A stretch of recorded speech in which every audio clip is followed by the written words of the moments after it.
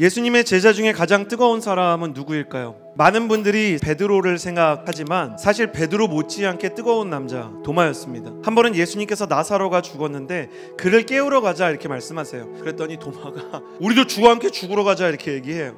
도마가 그런 사람이었어요. 예수님 따라가고 싶은 마음이 가득한 사람이었던 거죠. 그런데 그가 이렇게 얘기해요. 나는 믿을 수 없어. 예수님께서 돌아가셨어요. 그리고 사람들이 부활했대요. 근데 도마는 도무지 그게 믿어지지 않는 거예요. 왜 그랬을까? 예수님께서 십자가 위에서 돌아가셨을 때요, 도마가 예상치 못한 자기의 모습을 만나게 돼요. 십자가에 못 박히시는 예수님을 아래 내버려 두고 도망가는 거예요. 예수님의 죽음 그 자체도 어려운 거지만요, 예수님의 죽음에 대한 자신의 태도가 너무 어려운 겁니다. 하나님, 나는 아닌 것 같습니다. 내 신앙은 너무 보잘것없는 것 같습니다. 자신의 영적인 실패가요, 하나님을 향한 의심의 뿌리가 될 때가 있어요. 내가 영적으로 실패하고 내 자신의 모습이 너무 추하기 때문에 거기서부터 의심이 시작되는 거예요. 하나님은 일하실 것 같아요. 요셉 가운데, 우리 공동체 가운데는 일하실 것 같아요.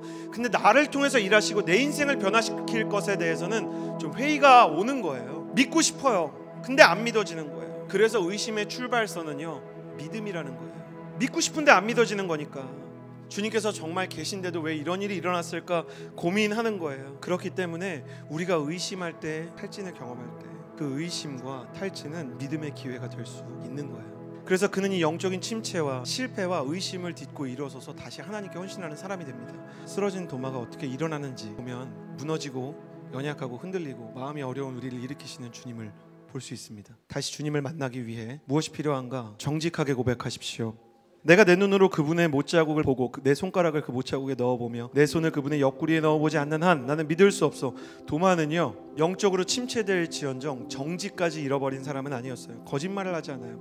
내 안에 있는 영적 침체에 대해서 주님 앞에 정직하게 고백하는 것이 영적 침체를 탈출하는 첫 번째 열쇠가 됩니다. 지난해 여름에 이스라엘 가는데 너무 힘든 거예요. 그래서 영적인 정말 사투를 벌이고 있었어요. 제가 비아돌로로사, 예수님이 이제 십자가 가신 길을 묵상하는데 거기 14구역이라고 묵상할 수 있는 14개의 포인트가 있습니다.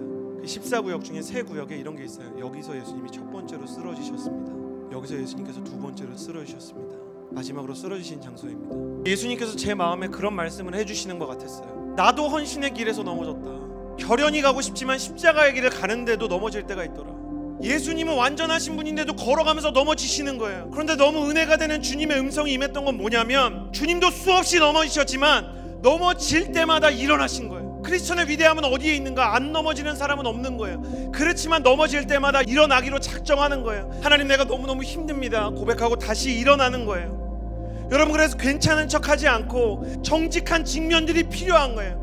다윗은 자신의 인생에서 정직한 영을 새롭게 해달라 그랬어요. 내가 다시 주님 앞에 솔직하게 기도할 수 있게 해달라, 그거예요. 여러분이 하나님의 사랑의 품 안에서 자유롭게 기도할 수 있는 회복의 기도의 문이 열리게 되기를 주님의 이름으로 축복합니다.